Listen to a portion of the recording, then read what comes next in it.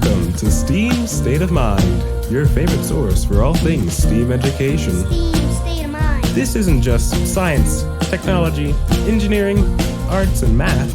It's a state of mind, a different way to approach education in the classroom. STEAM State of Mind. Enjoy these conversations with educators, students, and community members as we explore what it means to be in a STEAM state of mind. STEAM State of Mind. Hi, welcome to another session of STEAM State of Mind podcast. I'm Kari. Hi, and I'm Bern. And we are here at Orchard Park Elementary School here in Kettering. And congratulations to Mickey Ambrose, our principal here, and to Camry Borchers, one of our wonderful teachers, on your National Blue Ribbon School designation. So that's what we're here to talk about today. Yeah, and I'm really excited about this podcast because not only does the entire staff in this entire school deserves this award, but there was a lot of hard work that went into, accepting the award and all of this stuff. And we're going to be talking about that. And also what's really cool is that, part of this award was because they have a STEAM state of mind.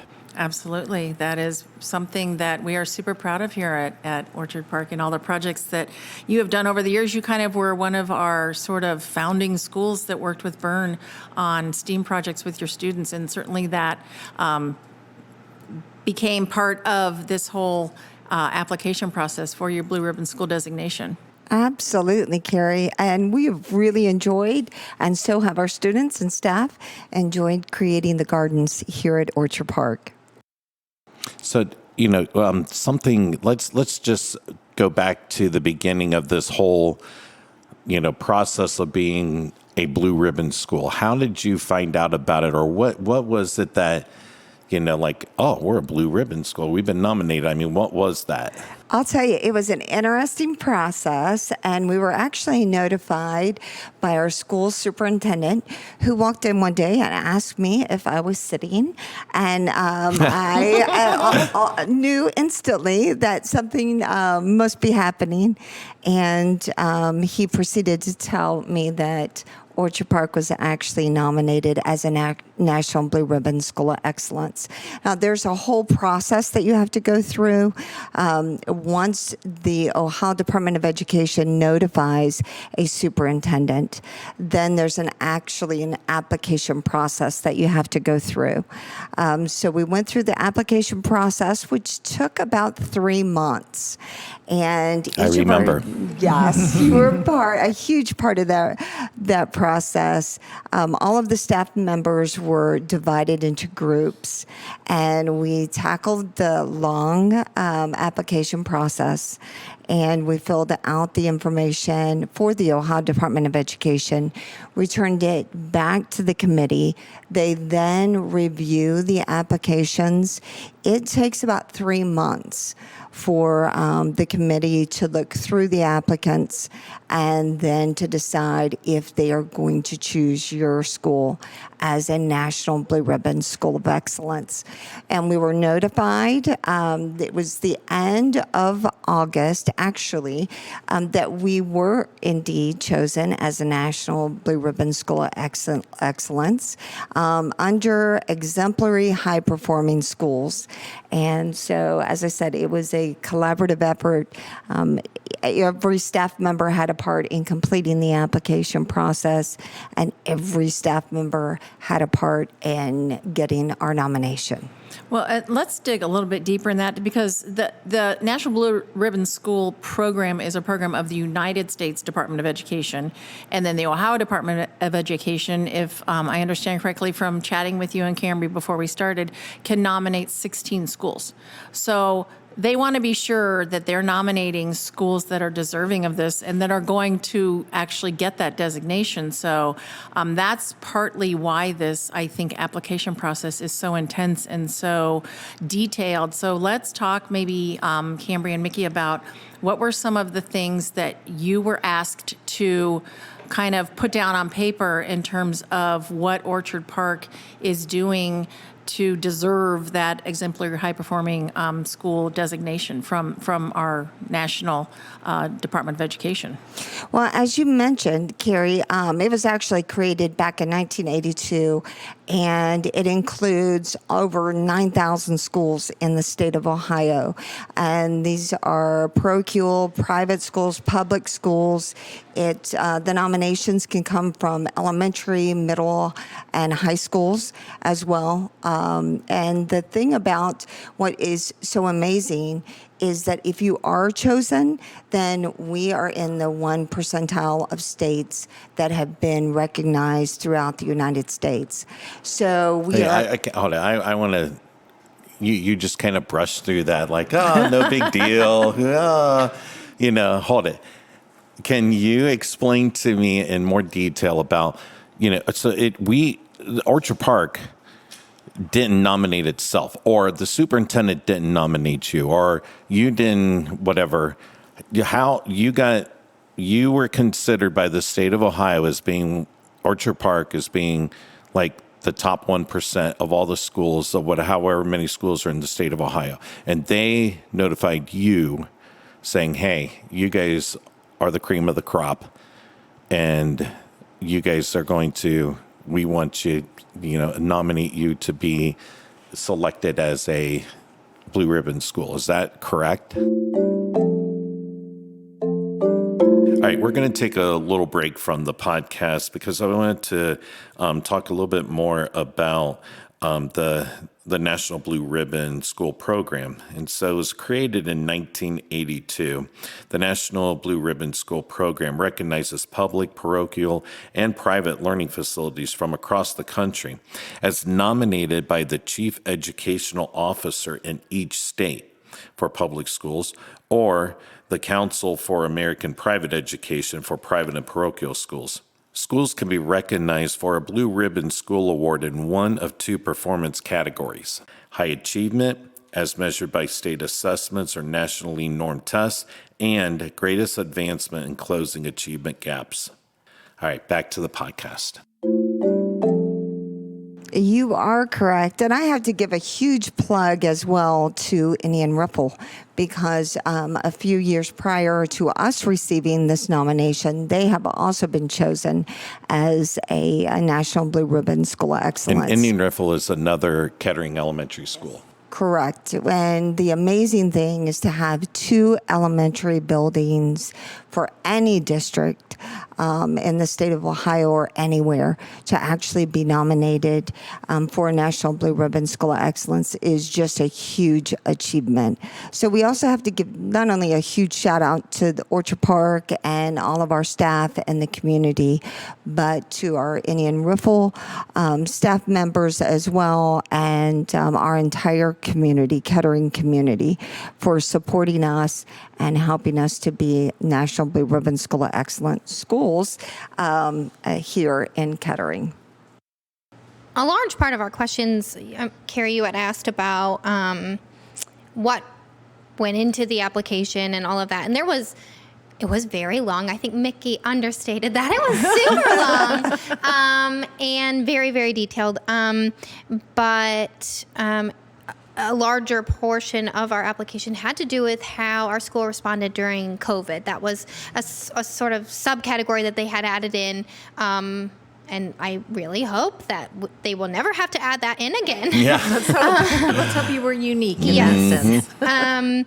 And so really, diving into how at Orchard Park, how we collaborate with families and engage students and serve all students at their level and at their needs. So it was just really kind of as a staff member here, to kind of reflect and be very intentional about the work that we do, and identifying that, I think was a really awesome experience too, just having to take that critical look and also kind of say like, hey, maybe we're doing a good job. Yeah, and I think I'm just going to piggyback on that too, because I was part of the writing up the application and stuff like that. And I think what was really cool about doing that, yes, it was a lot of work, and yes, it was a pain sometimes, But the bottom line is that when teachers were allowed to reflect and to look back at like, oh my God, we are doing some pretty cool things, and we're doing a lot of great things that really helped with that, which we've talked a lot about before, that teacher efficacy. And a collective teacher efficacy, like, wow, this is pretty cool what we're doing. We did it, So You were right, Bern. It did give us time to reflect. So many times we get busy throughout the day and we don't even realize just all of the amazing things that we do here with Kettering City Schools. Yep. So we then filled out the application. We were nominated and stuff like that. And then, surprise, what happened? We were actually then notified by the U.S. Department of Education. Mr. Cardona actually sent us a letter notifying us that we were indeed chosen as a high-performing school. And from there, we had a community celebration at the arena. And then in November, we were asked to attend a celebration, and it included all the award winners, and we were given a certificate and our award. So from there, this year, when we just returned from a trip to Disney in Florida, where we were asked to present about our garden project that we are doing here at Orchard Park. And that was not to underestimate that either. That was Bern, you and Mickey got to go. But you actually were asked to go and report on the garden project here, which was one of the STEAM projects you've worked on with students here. Yes. So talk about that a little bit.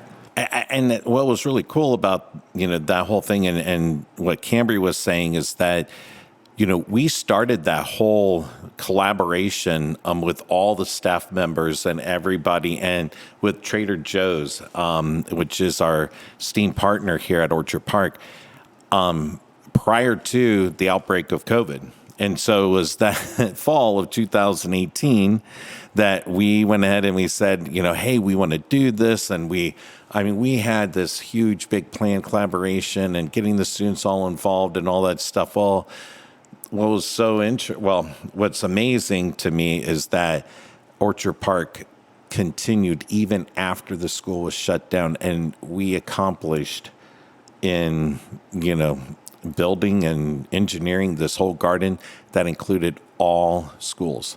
And so that was, or not all schools, that included all grade levels. And it was an integrated effort with the standards and everything. So that was pretty cool. And that was recognized by the committee and by the National Blue Ribbon, where they wanted us to share that at their national conference. Now, you say it was in Disney. Yes, we did go to Disney just a couple of weeks ago, and it was beautiful weather. It was. And it was, let me tell you, 80 degrees, sunshine every day. And we were inside a lot of the time. Nobody got a tan. I was going to say, and you Nobody were got tan. working, and you Yes. were presenting, but sharing. It was absolutely amazing experience because okay, so we went to Disney in the evening. We will have to admit, yes, we did have fun in the evenings, but during the day we attended the conference and we learned so much, and it was an amazing experience. Re-energizing, I think.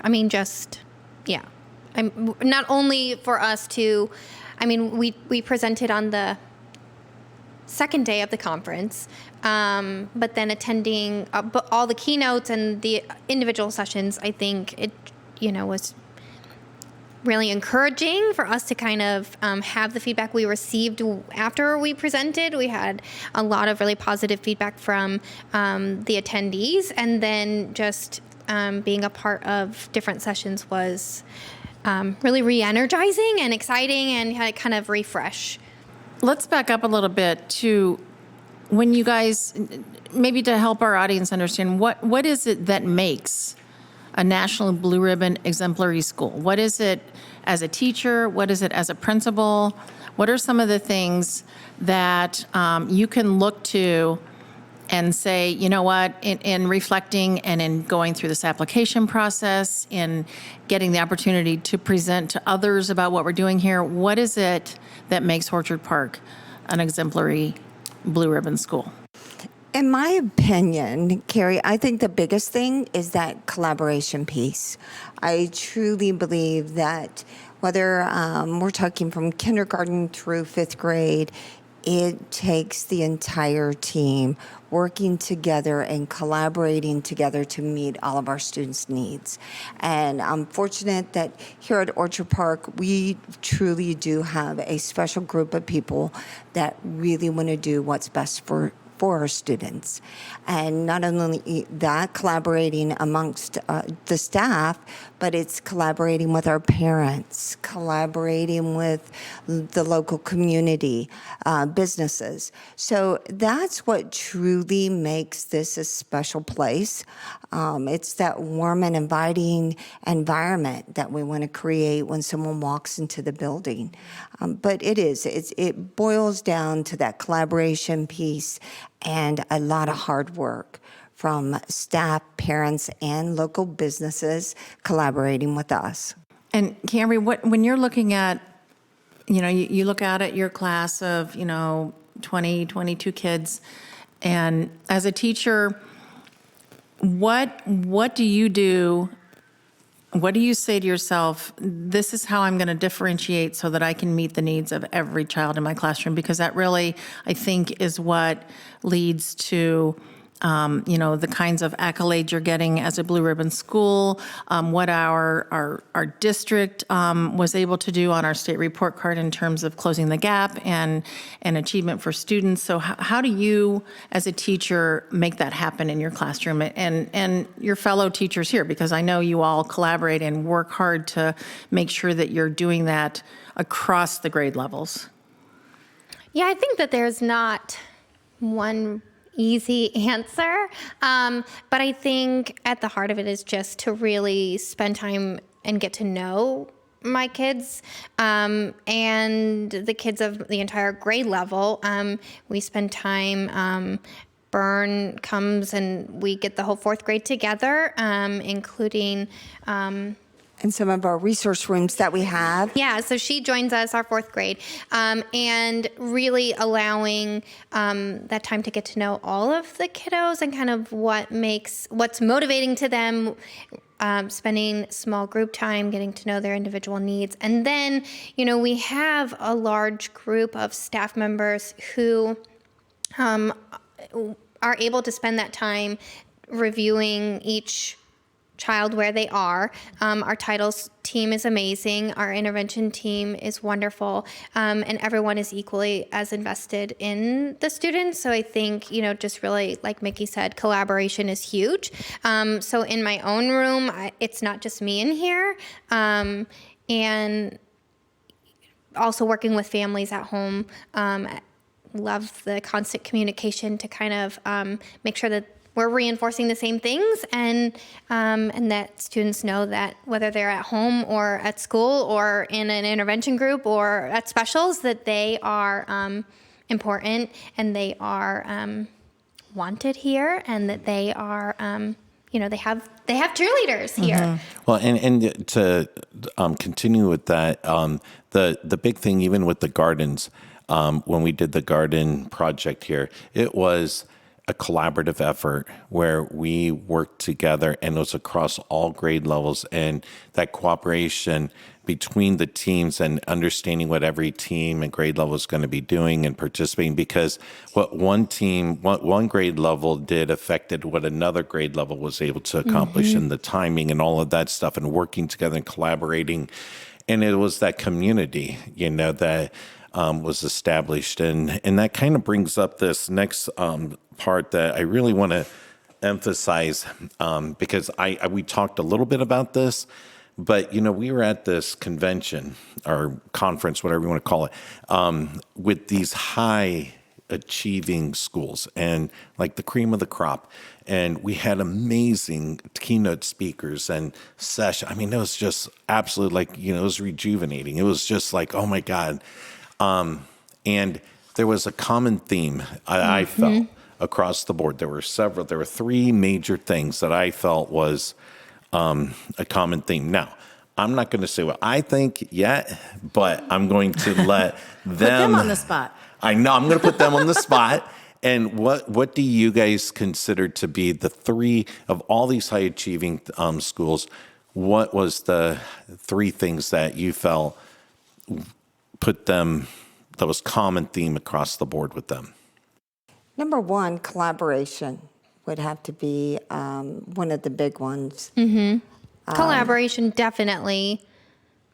Connection and consistency, in my mind, that was a very common thread through. And it was funny because some of the sessions, obviously, we weren't going to know what the keynotes were going to say. And so in so many of the smaller sessions, they said, well, that was a perfect segue into what I'm talking about because, I think it became very apparent that in all of these high-performing schools that collaboration, consistency across grade levels, what I mean by consistency and connection to students and families and community.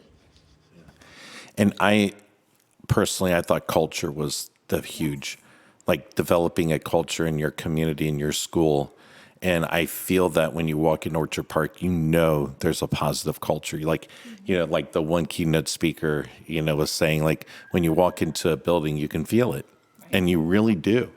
When a school has a positive culture, even the outside appearance of a school, if there's pride in that. And you guys won in the community a couple of years ago. We did. Yes, you guys even won the beautification award for the community. And that was pretty cool. But that shows that culture, building that culture and that pride and stuff. And so there was another one that, I hope that they agree with me on this, but you don't have to. But I think we all agree. Was that consistency of the STEAM state of mind. Yes. Absolutely. And that whole, there was STEAM education and that state of mind of the critical thinking and the kids being highly engaged and that type of thing. They didn't talk about this is the program we used or this is the whatever. It was all about developing that culture, that collaboration, and that STEAM state of mind across the board. And that was that consistency comes from, too. You're right. And Bern, you bring up a really good point. As they mentioned, even our keynote speakers, how every child learns differently. And so that's what that STEAM integration really does help our students to make that connection to whatever standard that we are trying to teach in our classrooms. So you're exactly right. That was one of the big takeaways as well, is just how to integrate that STEAM education in each building. And I think that, that STEAM state of mind, you talk about collaboration. I know that we're talking kind of about that in terms of collaboration across the board with staff and with families. But it's so wonderful to watch our students when they're engaged in these STEAM activities, the collaboration and the teamwork that they bring to the table as well. And sort of the aha moments when they realize that if we work together, we can accomplish so much more. And that really, truly is what STEAM education is all about, is that teamwork, that collaboration, that problem solving, that working together. And, these big C's, I think, aren't just amongst our staff and community and families, but then amongst and between our students as well. And I think that really sort of is why this culture is such an amazing culture here at Orchard Park, and why it is a National Blue Ribbon culture, because of that collaboration with the students as well, and the STEAM integration that we have here. Yes. Absolutely. And we have to give a huge shout out to Trader Joe's as well. Yes. We could not have made this possible without them. They helped us throughout the summer with watering, they just creating the entire gardens. So it's collaborating with our community businesses. And they were phenomenal. And I think we assume everybody knows what the garden project is, but maybe a 30-second just description, Bern, because this was kind of your brainchild, and you brought it here, and then it kind of grew into what it is now with the help and the collaboration of the staff and students and families and Trader Joe and the community. So talk a little bit about what that garden project really is. So, I mean, the garden project is really something that is a highly engaging way to get students involved in learning about their food and where it comes from. And, so the big talk around the buzzword or whatever is like the farm to table kind of thing. And so that was kind of what brought this all about. And then, so yes, I kind of like was guiding it or whatever. And we actually built the gardens out of, cinder blocks, and we had dirt delivered, and we had the volunteers from Trader Joe's and the community members helping build it and engineering it. But what was really cool about the whole thing is that the students had the voice. The students were the ones that chose, okay, how is this going to look? Where are we going to put the garden? What are we going to plant? What's the nutrients? How are we going to come up with a plan of taking care of it during the summer? The students had the voice, and they were the ones that kind of guided us in how we were going to do the gardens. And what's really cool is that it's still evolving and it's still growing. So we have 5 beds out there, 5 nice size beds, and actually 6 because one was a pollinator garden. But what's really cool is that it's still evolving. Like this year, they're taking on a whole new approach to it because they're like, okay, we want to do more harvesting in the spring and in the fall. And so now they're doing, and we got master gardeners involved, and from the Ohio State University, and just that whole community part. And the students are now talking about, well, okay, what can we do with spring planting and winter planting, or in fall planting? Yeah. Is that how? Yeah, something like that. And yeah. So it's going to be, it's just constantly, yeah, it's constantly growing and evolving. And so how we started it, it's not exactly the way it is right now, but that's great because it's still continuous collaboration and evolving things, and it's student-led. And we also had an author to come, so that was really interesting. He creates different books regarding or surrounding gardens, and so the students enjoyed listening to our author, who will return this year. And the integration part of that, with the language arts, I mean, it involved, developing this garden involved, like field trips to Trader Joe's and the science standards and the social studies standards and the reading standards and the writing standards and the math standards. Buying the plants everything. and the seeds and the, the we talked about the economics and the the how much, the students had to figure out, well, how much soil are we going to need to fill, what's the volume? They figured out the volume and what to order and what it was going to cost. It was pretty cool across the board. And in my mind, that sounds like 5th grade, right? That's 4th grade. No, we're talking kindergarten. Mm-hmm. I mean, all the way down to kindergarten, they were the ones who initially did, picture book and research and came up with a list of plans after visiting Trader Joe's. They came up with a list, and then based on what little tiny baby kindergartners, what they chose, then the school voted based on that. And then, it kind of builds from there. But when Bern says everybody, every single grade level is involved. And I think that's what makes it so special. And it builds, I teach 4th grade. And so coming from when my students have had all the way, they weren't No, they were kindergartners. They were the first group of kindergartners here. That was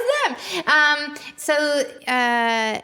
But, knowing what they have experienced and then just building on that is kind of a really very unique opportunity that I hope more schools will also get to be a part of.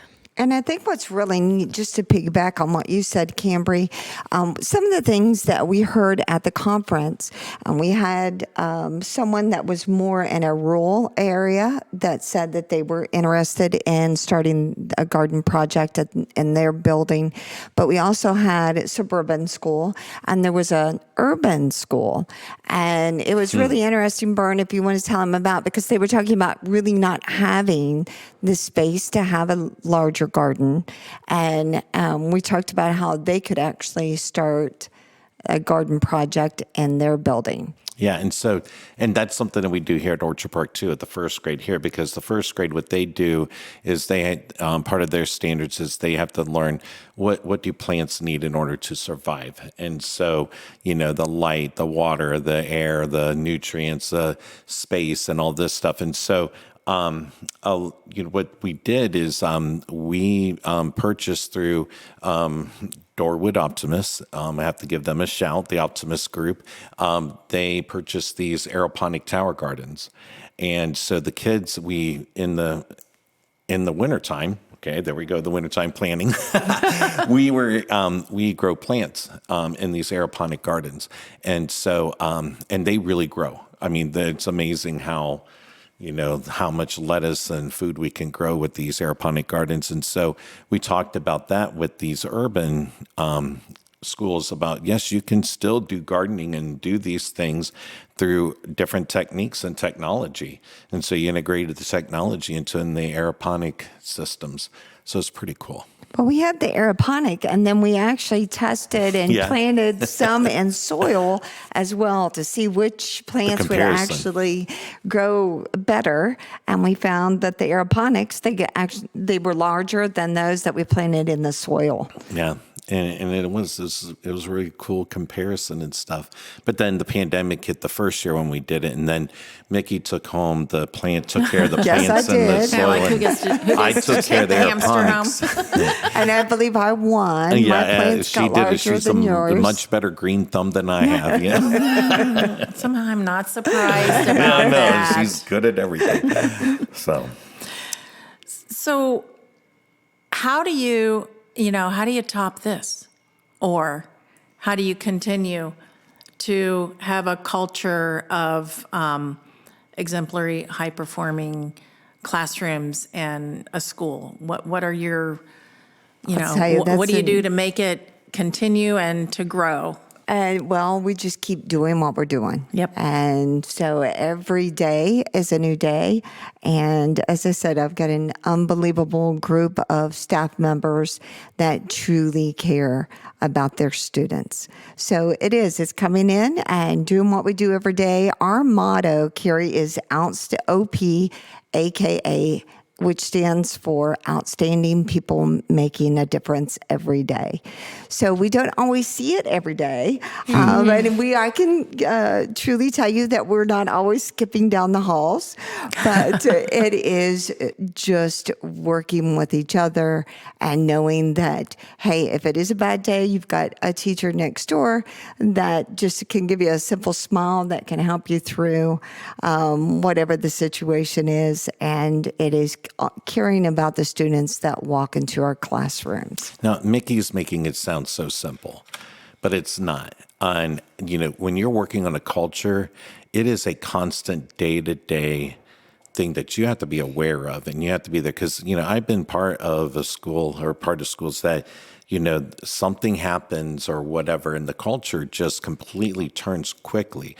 It's hard to gain that back. It takes a lot of time. It's easy for a culture to go bad quickly. It's harder to build it back up.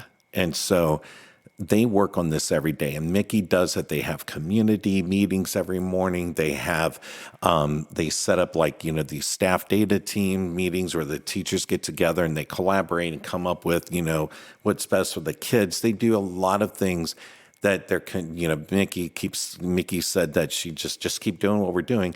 Well, yes, but that's work and that's challenging and keeping everybody on that positive. I mean, she's constantly buying everybody these T-shirts and these jackets and these whatever, just to keep morale up. And I'm sure Cambry can add to that too. No, I'm glad that because I said, well, I think Mickey's being a little modest. I think it has a lot to do with our leadership and kind of feeling supported and encouraged. And, it's easy to kind of, like Bern said, just for one thing to kind of take a turn, and Mickey is steering the ship in the right direction. So well, it's easy to do with you guys. And as I said, when you have teachers that do care about their students that are in their classrooms and really want to do what's best for them, it does make it easier.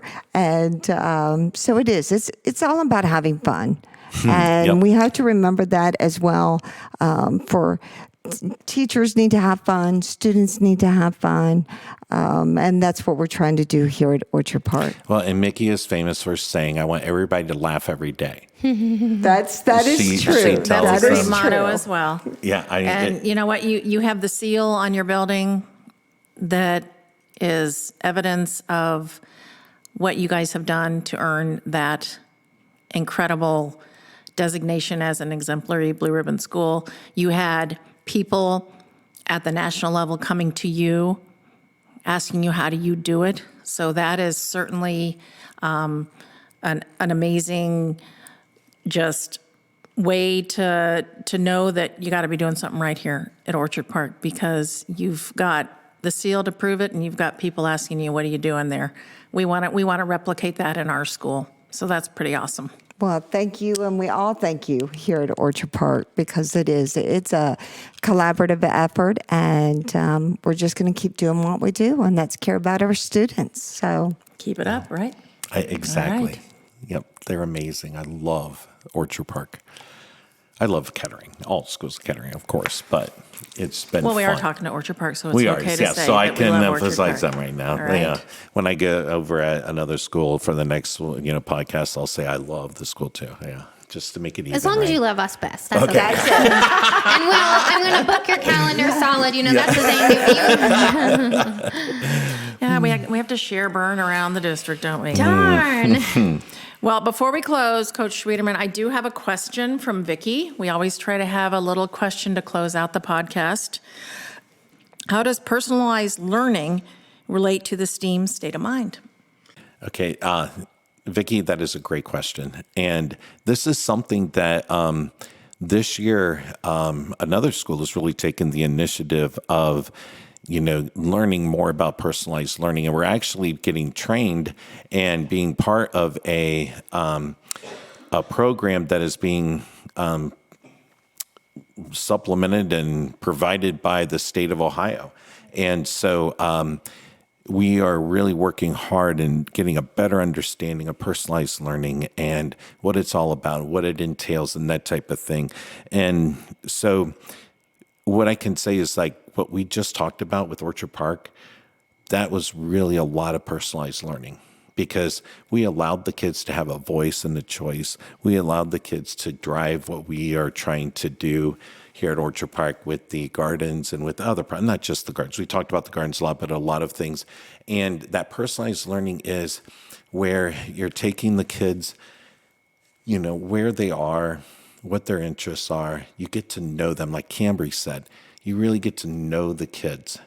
And in a STEAM state of mind, when you set up that positive culture where you're getting to know the kids and where their interests are and giving them a voice and a choice and establishing these highly engaging things that they want to do and that they're involved in, we're not just asking them to regurgitate information. We're not just giving them things, worksheets to do and stuff like that, that the students are actively engaged in their learning and they have a choice and a voice. Now, I'm going to say that, am I an expert yet at personalized learning? No, but maybe that could be a podcast next year with the team of people who we're working on learning more about the personalized learning, and maybe we can get some people from the state of Ohio to be a part of the podcast.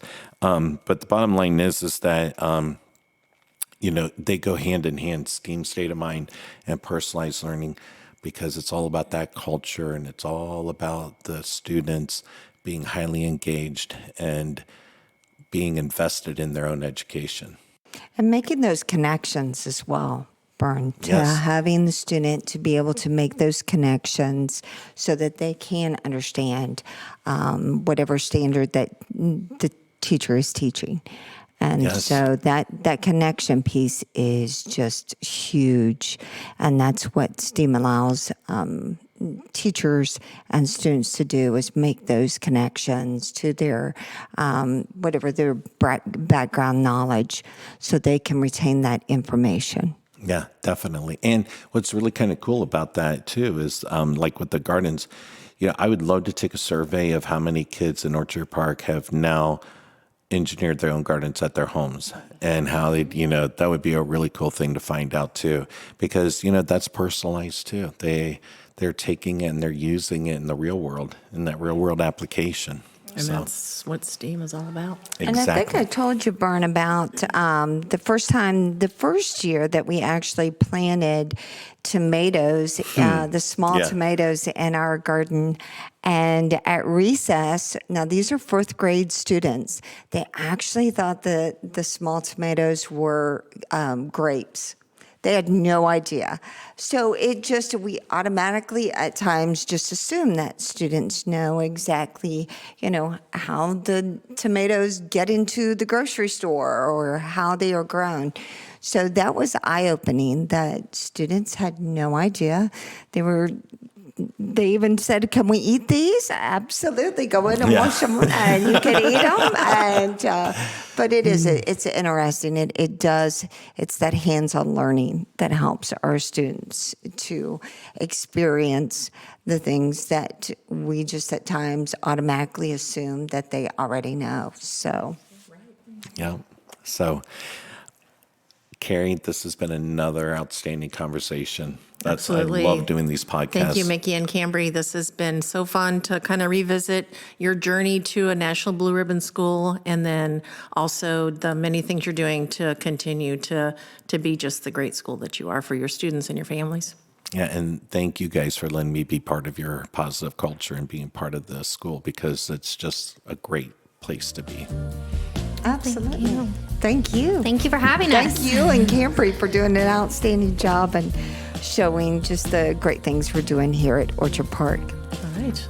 We'll see you next time for STEAM State of Mind.